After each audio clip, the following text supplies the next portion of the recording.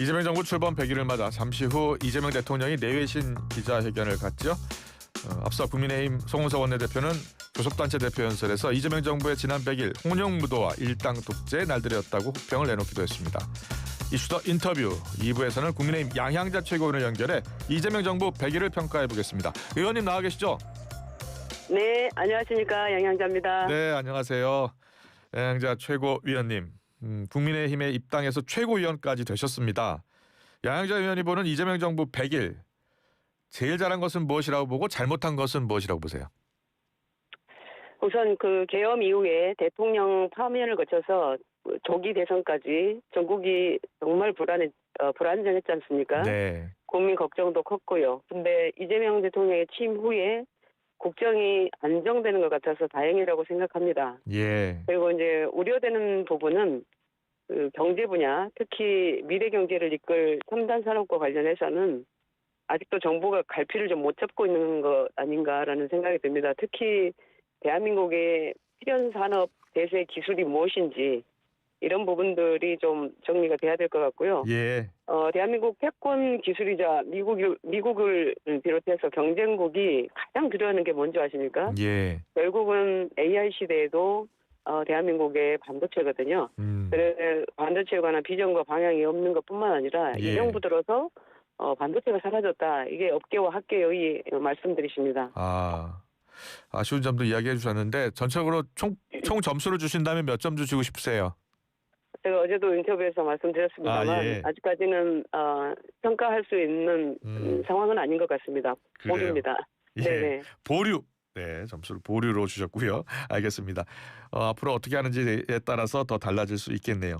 어제 송호성 원내대표가 교섭단체 대표 연설 때 겉으로는 협치 외치면서 야당 파괴에 골몰하고 있다. 이재명 대통령과 정청래 대표는 손에 든 망치를 내려놔라라고 얘기했는데 어떻게 생각하세요? 그런 부분도 그런 인식이 있는 것은 사실입니다. 예. 3특검으로 지속적으로 야당을 탄압하고 압박해오고 있고 또 이재명 정부 들어서 진행됐던 그 쟁점 법안들, 악법들이죠. 예. 그런 법안들이 속속 통과되는 것을 보면서 야당으로서는 참 속수무책이다라는 생각도 들지만 그래도 협치를 놓지 않았으면 좋겠습니다. 네. 협치를 놓지 않았으면 좋겠다.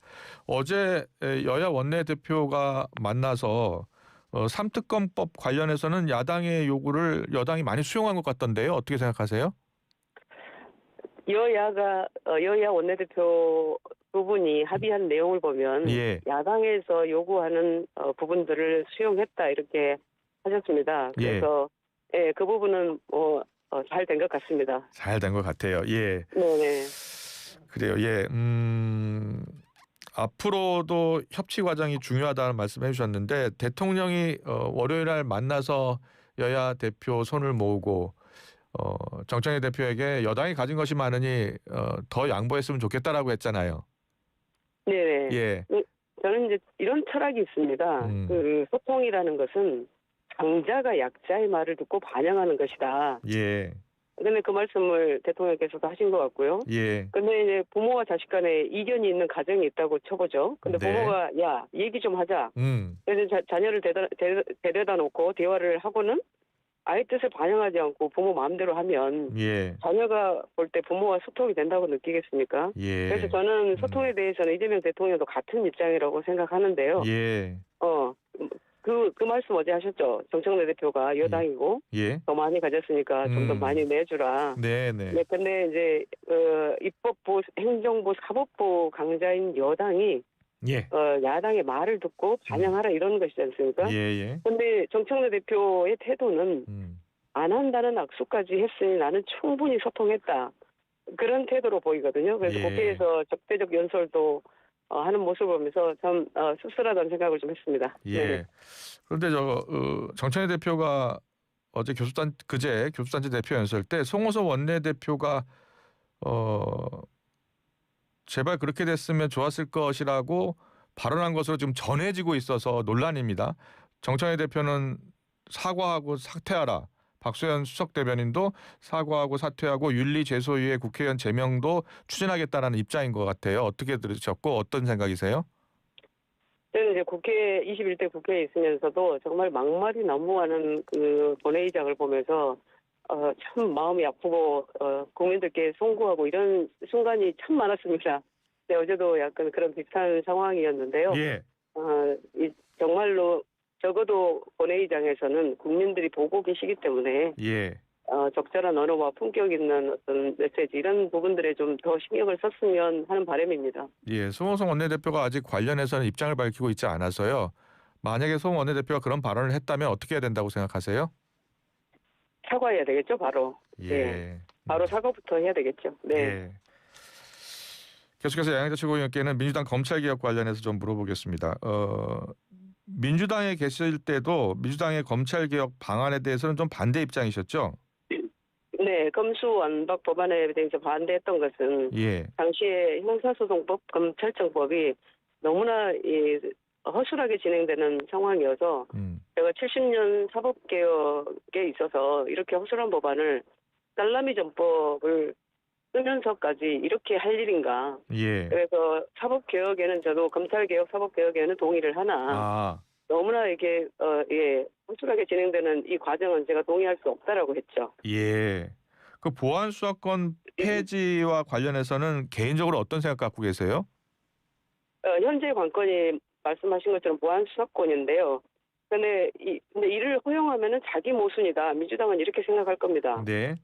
그동안에 검찰을 워낙 세게 악마화했기 때문에 어떤 검찰에게 뭔가 남겨둘 여유나 또 합리성을 발휘할 수 없는 형국이 되어버렸어요. 예. 다만 이제 법조계나 민심의 반발이 아마도 점점 거세지고 있고 민주당과 다르게 대통령실이나 정부는 또 이런 여론을 무시할 수 없을 겁니다.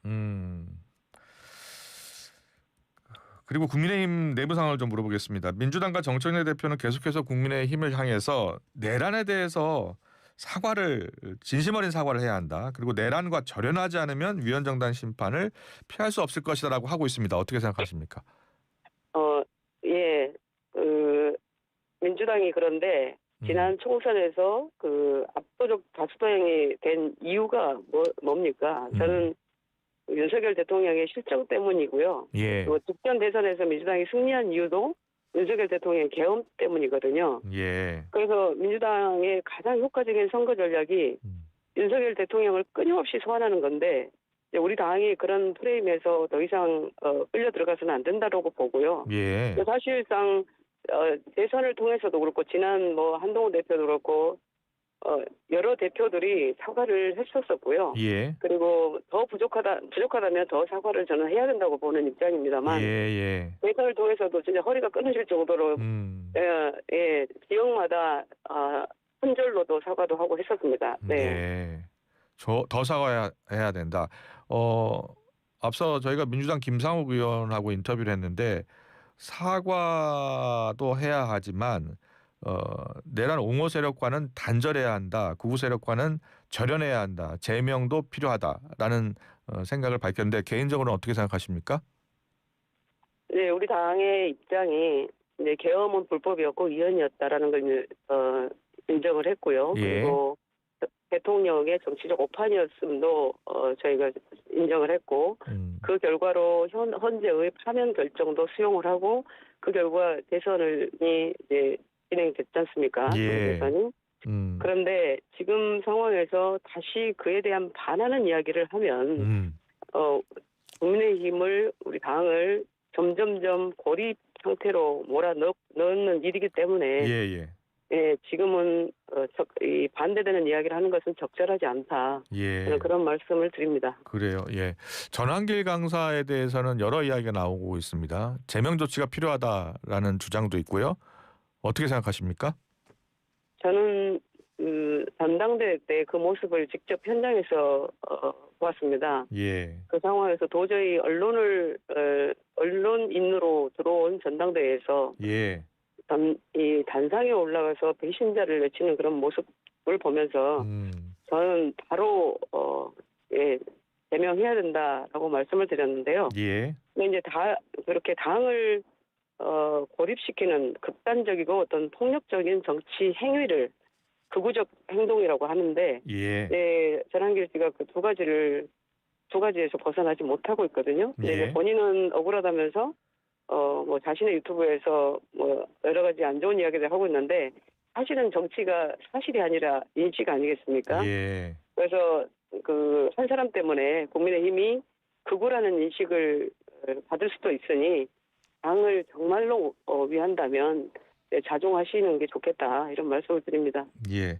장동혁 대표의 취임 이후 여러 행보에 대해서는 어떻게 평가하세요? 중도층의 매력적인 정당을 만들겠다라는 이야기도 하고 있는데 어떻게 생각하세요? 우선 전당대회 메시지와 대표가 되고 나서의 메시지는 이제 확연히 달라짐을 볼 수 있는데요. 예. 사실 이재명 대통령도 후보였을 때와 또 국민의 대통령이 됐을 때가 전혀 다른 모습이지 않습니까? 예. 그래서 점점 하루하루 조금씩 중도층에 소구하는 행보와 메시지로 바뀌고 있는 게 사실입니다. 네. 그리고 그런 부분들이 저는 점점점 더 국민을 향해서 국민들께 국민의 힘이 국정 운영의 중심 세력으로 인정받을 때까지 아마 많은 노력을 할 것이라고 봅니다. 네. 장동혁 대표가 그런데 한동훈 전 대표 측과를 같이 갈 수 있겠느냐라는 취지로 이야기를 했어요. 자신을 최악으로 보는 사람들과 같이 갈 수 있겠느냐라는 이야기를 했는데 어떻게 생각하십니까? 우선 그런 부분도 뭐 없지 않아 그런 생각을 하겠지만 예.